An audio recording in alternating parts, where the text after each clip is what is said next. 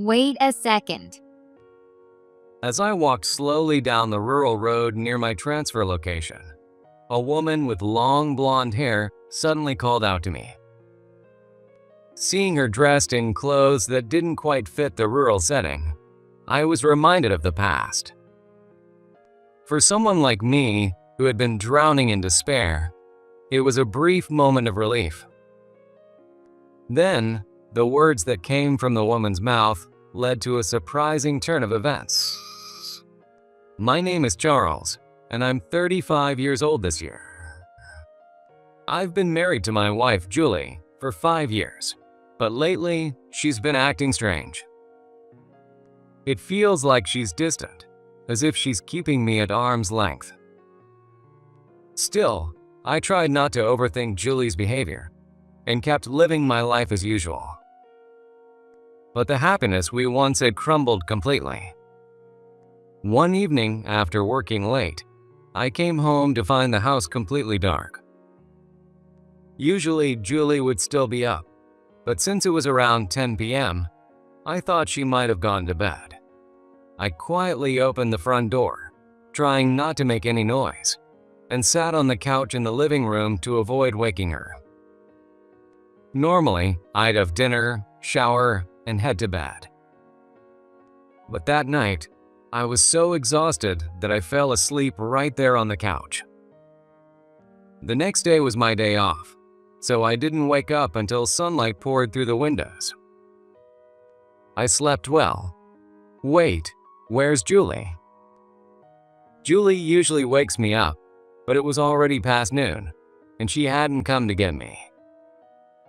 Feeling something was off, I headed to our bedroom, where we usually sleep together. But Julie wasn't there, and the scene before me was completely different from what I was used to seeing.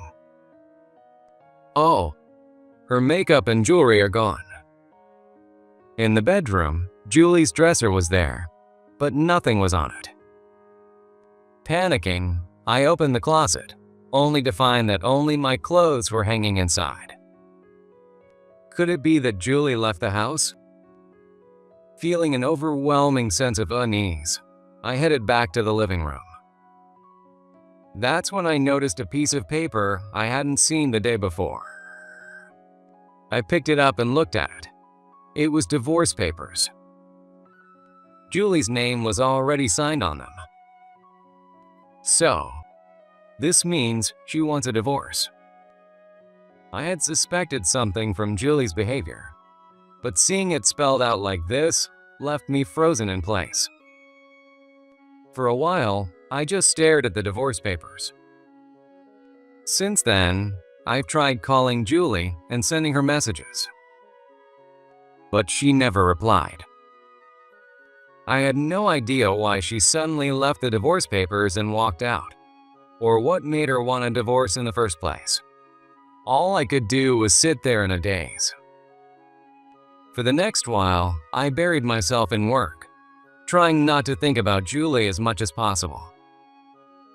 But I felt that staying like this wouldn't lead to anything and wouldn't help either Julie or me, so I finally signed the divorce papers. I signed the divorce papers about a month after Julie had left. After signing, I submitted them and sent Julie a message to let her know.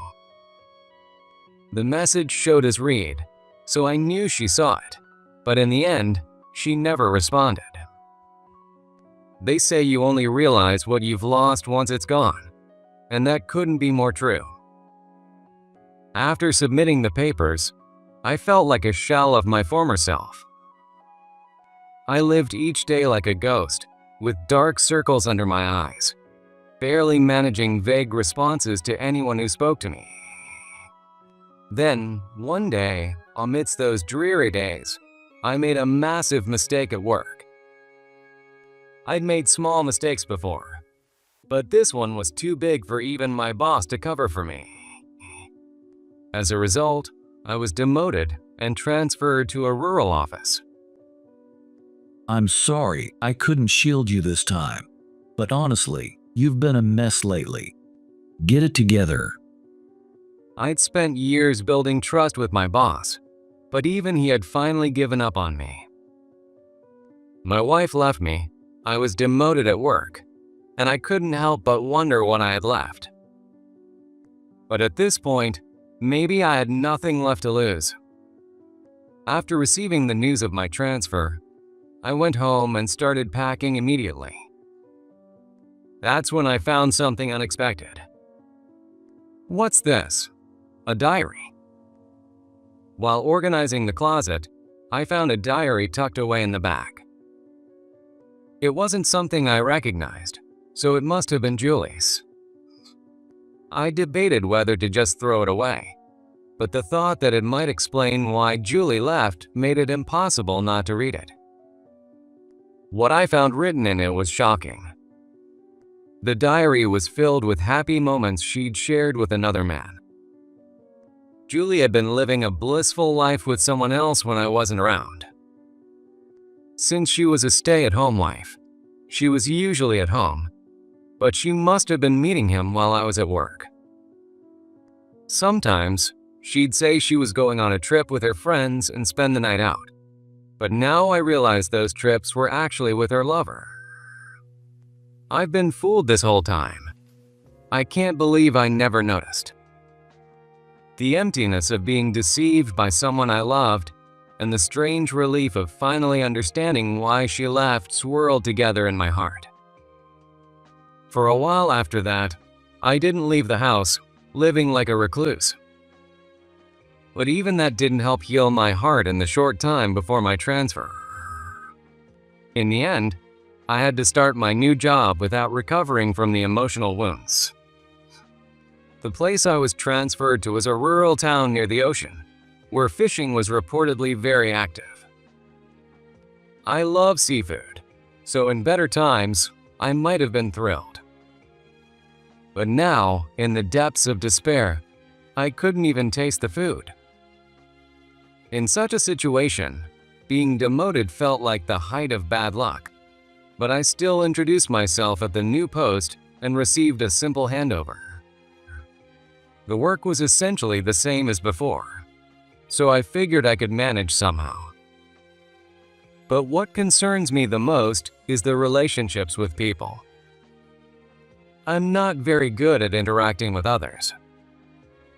Before, I managed to get by because Julie was there for me. Julie was very sociable and would passionately talk about the importance of communication at work. She taught me various ways to connect with people in a way that suited me. By following her advice, I was able to build trust with my former boss. Remembering those moments brought tears to my eyes again. I tried not to think about her, but the time we spent together was too long to ignore. I told myself I'd have to gradually let go of the past, so I decided to focus on my work as much as possible. When I'm working, I can forget about a lot of things. The worst part is when the workday ends. At home, I'm alone with no one to talk to. And once I get in bed, I can't help but overthink, and nothing good comes of it. At first, I tried pulling the covers over my head and forcing myself to sleep, but eventually, I realized it was pointless and started going out for nighttime walks more often.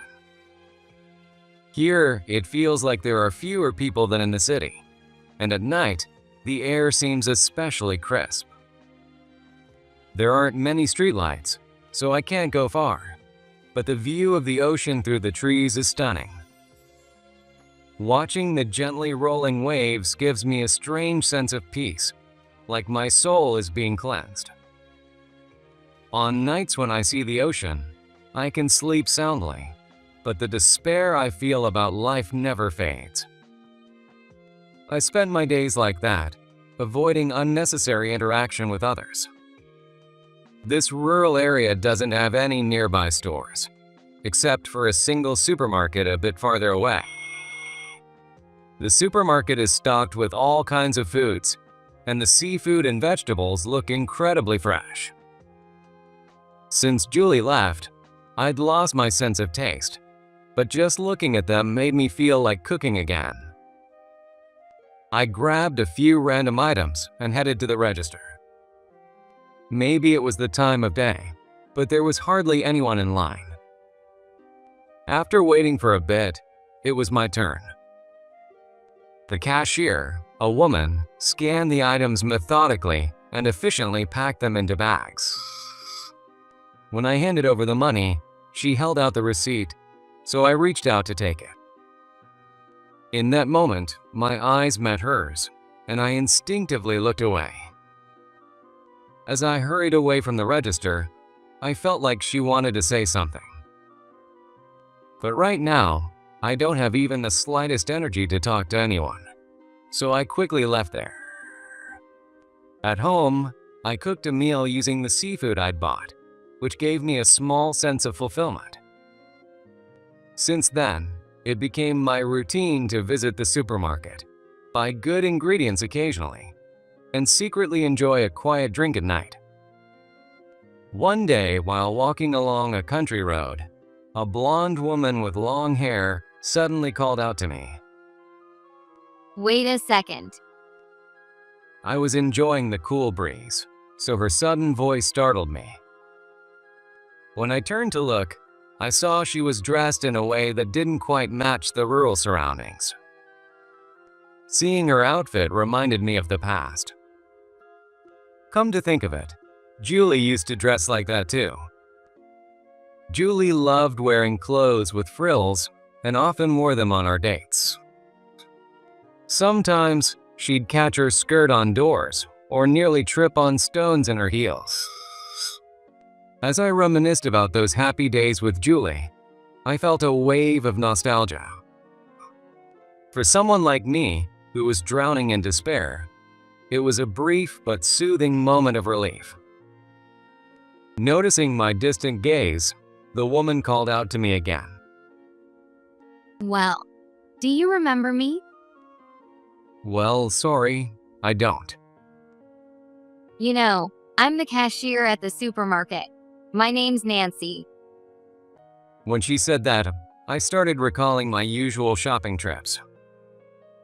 Come to think of it, the woman who always handled the register might have been called Nancy. She usually had her hair in a ponytail, but now it was down, which might be why I didn't recognize her at first. Looking closely, I realized she was the cashier from the store. Oh, I remember now. You're from the supermarket. What's going on? Oh, nothing really. I just saw a familiar face, so I thought I'd say hi. Her response felt a bit off, which left me puzzled. Come to think of it, she seemed like she wanted to say something the other day too.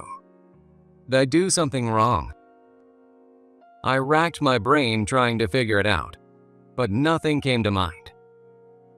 Well, it's a small place, so it's not unusual to bump into people on the street.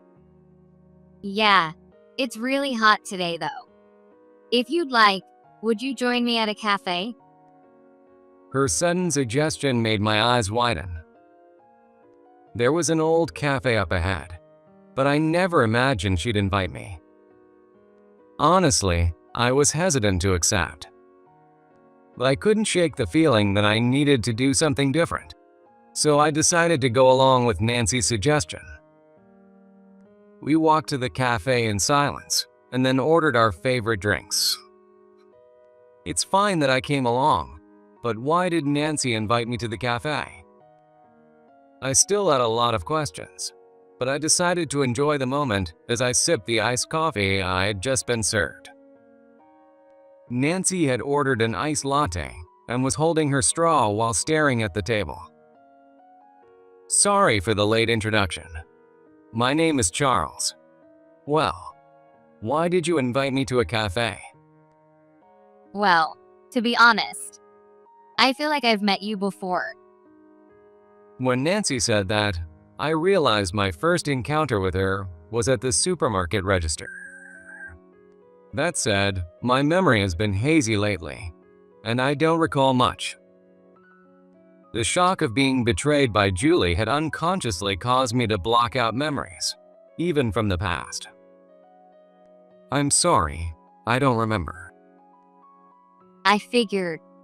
But I think you helped me once, Charles. Helped you?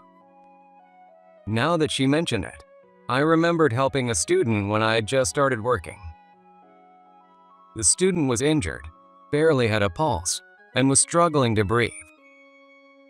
Apparently, she had collided head-on with a car, and the driver was so panicked and flustered that they hadn't even called an ambulance. I quickly dialed 911 and administered first aid.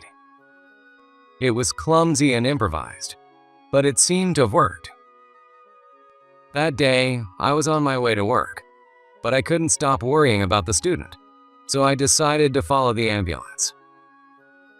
Since I was on foot, it took some time to reach the hospital, but by the time I arrived, the student had regained consciousness.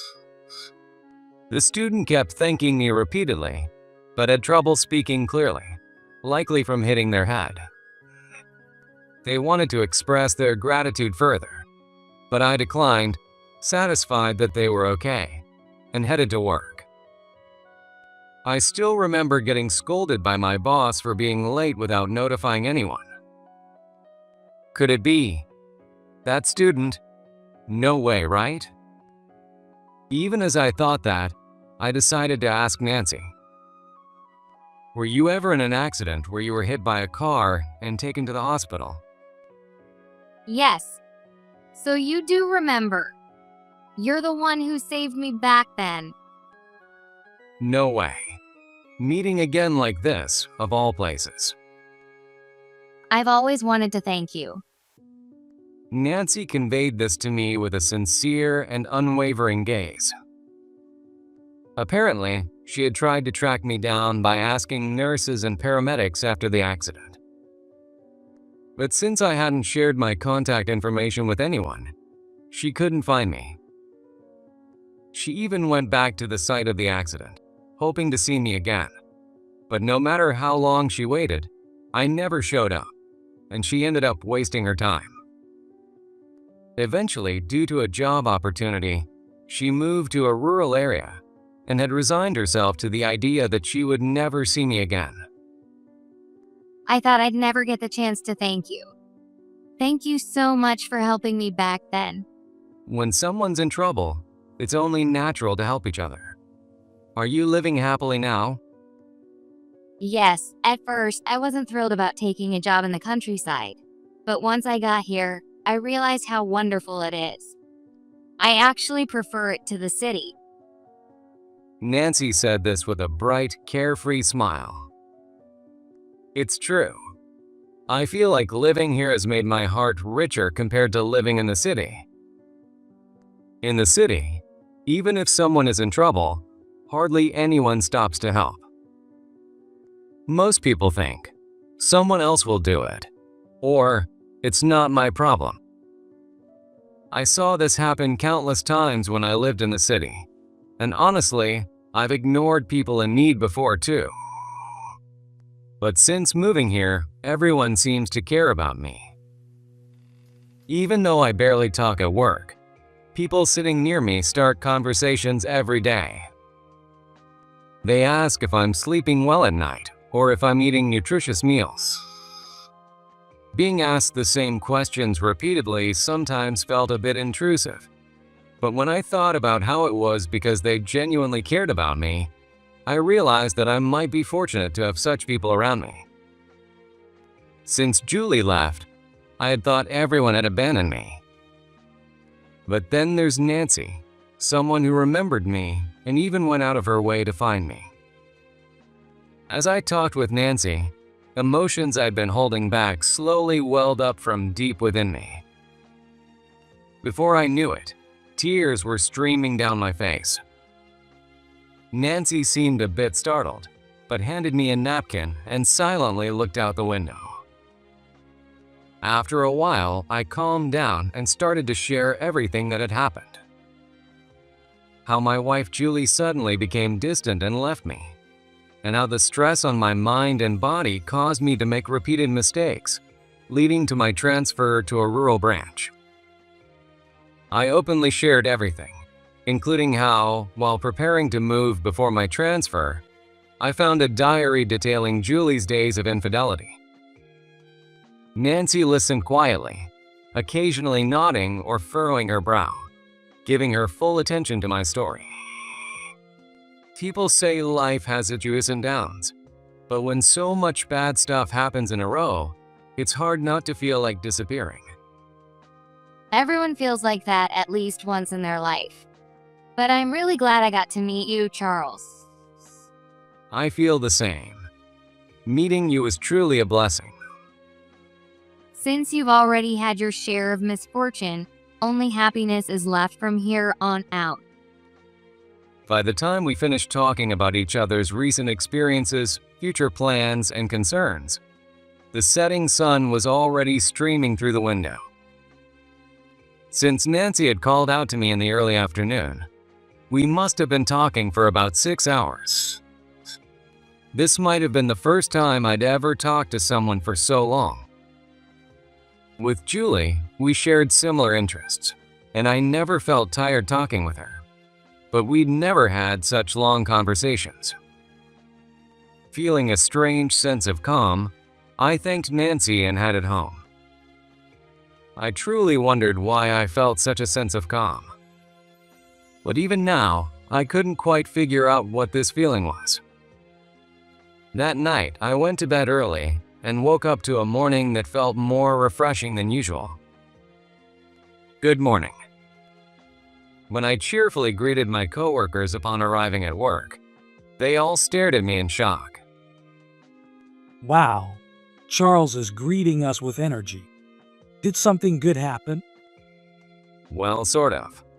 I'm really sorry for all the gloomy vibes I've been giving off until now. No worries. None of us took it that seriously. Honestly, I get told I look awful the day after my wife scolds me. My direct supervisor, John, said this with a smile, probably to make me feel at ease. But the next day, just as he had said, I saw him with a lifeless expression, and it made me chuckle a little to myself. Even someone who's always cheerful and approachable has tough days, and realizing that made me feel like I could try harder too.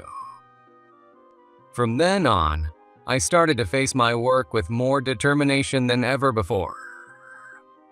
Since Nancy and I had exchanged contact information, we met at the cafe a few more times after that. For some reason, I find myself wanting to see her again, and being around her feels almost cleansing. However, today, Nancy seems different from usual. She's usually so bright and carefree, but today she seems to be forcing her smiles, and she hardly makes eye contact with me. Nancy, is something wrong? If there's anything bothering you, please tell me. The truth is, my parents passed away. I went to their funeral recently, but it still doesn't feel real, and I can't seem to accept it. It seemed that Nancy had lost both of her parents. I didn't ask how they had passed, and she didn't offer an explanation, but I could imagine. Nancy had always adored her parents since she was a child, and stayed in frequent contact with them even as an adult. Her parents must have been the source of her strength and happiness. Since then, Nancy had been deeply depressed, and her usual cheerful smile was nowhere to be seen. She still keeps in regular contact with me and comes to the cafe like this. But I couldn't help worrying about Nancy, who seemed so different from the person she used to be. Why don't we try to do something to take your mind off things today? Take my mind off things? With that, I gently took Nancy's hand and led her toward the beach. The beach was just a short walk away, but I knew a slightly hidden spot nearby. It had an open stretch of sand, yet I'd rarely seen anyone there. I didn't know there was a place like this. Well, I discovered it while wandering around when I was feeling down. I've been coming here to watch the ocean whenever things get tough. I sat down on the sand, and Nancy took a seat next to me. For about an hour, we silently watched the waves roll in and out. The ocean. It makes me feel so calm. I used to be so afraid of it. Were you afraid of the ocean? Well, I almost drowned when I was little. Ever since, I've avoided going near it. Hearing Nancy's story, my first thought was how unexpected it was. From the way Nancy usually carried herself, I never would have guessed she had any fears. But perhaps she had been trying her best to hide her vulnerabilities all along. As I reflected on my interactions with others throughout my life, I realized that most people are likely the same. They work hard to conceal their flaws and try to appear as ordinary as possible. Yet, when something cracks, everything they've built can come crashing down, and the things they once took for granted disappear as if it were inevitable.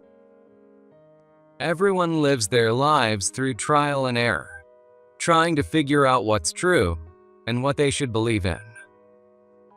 Glancing at Nancy, who was staring pensively at the ocean, I found myself lost in these thoughts. Shall we get a little closer? At my suggestion, Nancy gave a small nod. We took off our shoes and socks and slowly approached the waves. Make sure you hold my hand tightly. Of course. Don't worry, I'm here with you. As the waves drew closer to our feet, Nancy's grip on my hand grew stronger. The moment the water touched her feet, she squeezed her eyes shut tightly. Then, cautiously, she opened her eyes and turned to me with a smile. It's not scary at all. Well, it might help that we're just in the shallow part. On hot days like this, cooling off your feet like this is the best. Nancy began to stomp lightly, enjoying the sound of the water. But she still hadn't let go of my hand, perhaps not entirely comfortable yet. Watching Nancy splash playfully in the water was so endearing that I couldn't help but smile without realizing it. What are you laughing at? Noticing my smile, Nancy muttered it. Sorry, I couldn't help it. I just thought you looked really cute, Nancy. Cute? Compliments won't get you anything, you know. With that, Nancy walked back to where we had left our shoes. On the way home, the setting sun cast a red glow over both of our faces. But I was keenly aware that my face was red for a different reason. That's why I was genuinely relieved the sunset was there to mask it. When I got home, I decided to sort through my feelings. That's when I realized the emotions I had for Nancy were romantic. This is bad. How am I supposed to face her now? Nancy probably just sees me as someone to talk to, nothing more. To me, she's a wonderful conversation partner and someone I feel is indispensable in my life. If my feelings were to become obvious and push her away, I'd regret it deeply. So, I decided to lock away my romantic feelings for her. Though I made that resolve, every time I saw Nancy, those feelings only grew stronger. I figured taking a break from seeing her would help me calm down, so I started limiting our contact and gradually reduced how often we met. Charles, have you been avoiding me recently? The day we met at the cafe for the first time in 2 months, Nancy suddenly asked me this. I didn't know how to respond and fell silent. If I've done something wrong, I'm sorry. And if you don't like me anymore, let's make today the last time we meet. No, that's not it at all. You've got it wrong. I don't dislike you. Then why haven't you been replying to my messages or agreeing to meet? Seeing Nancy's sad expression made me feel incredibly guilty. Realizing I couldn't keep hiding the truth, I decided to be honest about my feelings. The truth is, I've fallen for you, Nancy, but I didn't want to ruin our relationship now. So I tried to distance myself. Wait, did you just say you like me? There's an age gap between us, and I didn't want to scare you. Nancy is 5 years younger than me, and I thought the idea of me having romantic feelings for her would probably shock her. I thought you hated me. But knowing that's not the case makes me feel so relieved. I'm sorry. Can we go back to being friends like before? No. Hearing Nancy say no made me feel utterly crushed. As I feared, the very thing I had dreaded had happened. While I sat there, dejected and with my head hanging low, Nancy hurriedly added to her words, sounding flustered. That's not what I mean. I don't want to stay as just friends. I want us to be together as a couple. A couple? Are you saying you like me too? In response, Nancy nodded. I had never even considered the possibility that Nancy might have feelings for me too.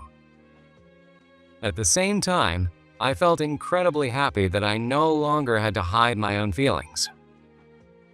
From then on, we started going on dates as a couple. Since it's a rural area, there aren't many traditional date spots, but I didn't mind at all. With Nancy by my side, everything felt bright and wonderful, no matter where we were. Our relationship progressed smoothly, and soon we began talking about moving in together. When should we move in together? Since the lease renewal is coming up, I'd like to decide soon. Yeah, how about in 2 months? Sounds good. But we might need to start looking for a place now, or we might not make it in time. We rushed to find a place, and 2 months later, we were able to move in together. It had only been a week since we moved, so the house still had boxes lying around, and there were things we hadn't gotten yet. The foundation of our life wasn't fully set up. Even so, it was a time that made me realize how truly happy it is to be with someone you love. What are you doing over there? While I was standing alone on the balcony of our new place, Nancy found me. Well, I was just reflecting on everything that's happened. Like your ex-wife? Yeah, but recently, I can hardly remember much. That's thanks to you, Nancy. As we were talking, my phone, which I had kept in my pocket, started vibrating. I wonder who's calling at this hour. It was already around 10 p.m., so it couldn't have been from work. Also, very few people ever call me directly. The phone was showing a private number, so I couldn't tell who was calling. I thought maybe I shouldn't answer a private number, but I accidentally hit the answer button. Hello? Since I had already picked up, I decided to talk to whoever was on the other end of the line. When I found out who it was, I couldn't hide my surprise. Hello, is this Charles? I've been wanting to talk to you. That voice. Could it be Julie? It's been a while. When I got back to the house, I heard you had moved out and were transferred at work. It seemed Julie had returned to our old house, realized I wasn't there, and then went to the office. However, since I had already been transferred, she didn't know where I was and called me. I've been thinking a lot, and I feel really sorry for what I did to you, Charles. I want to get back together with you. Please, can we meet? I couldn't believe she was calling me out of the blue after several years. What was she going to say? If it had been right after we broke up, maybe I would have been happy to hear from her. But now, I had just started living with the woman I loved, Nancy, and I was finally about to find true happiness. I couldn't allow anything to destroy that. and I knew exactly why Julie was suddenly calling me. I heard from our mutual friend. You broke up with your lover, right? Yeah, I realized I was wrong, and Don't give me that. I heard you got dumped. And I also heard the wife of your lover found out and asked for compensation. how do you know all that? Actually, a little while ago, our mutual friend had called me and told me about Julie's situation. Julie had been asked to pay compensation by her lover's wife and was now struggling with how to pay it. That's probably why she thought about getting back together with me, hoping I could help her with the money. She left without a word, and now she's calling me out of the blue. She's really only thinking about herself. As I sat there feeling speechless, Nancy must have sensed the situation and spoke up. What's wrong? Did something happen? Julie called me. I'll talk to her. Put it on speaker. As Nancy looked at me with a direct gaze, I switched to speaker mode, just as she suggested. Is this Julie? I'm Nancy, and I'm dating Charles. Dating? What do you mean by that? Charles is really an amazing person. Thank you for breaking up with him. Hey, are you trying to start something? Hearing Nancy's words, Julie's anger started to build.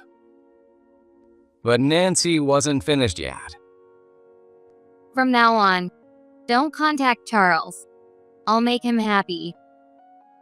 Who do you think you're talking to? Julie still seemed to have more to say, but I pressed the end call button before I could hear any more. Well, it probably didn't matter. It was all meaningless anyway. I'm sorry if I made you uncomfortable. No, it's fine. I'm glad I said what I needed to say. I feel so much better. I always thought Nancy wasn't the type to get angry, but she was clearly upset earlier. That evening, we opened the wine I had been saving for a special day and shared it together. Afterward, I changed my phone number, and I haven't heard from Julie since.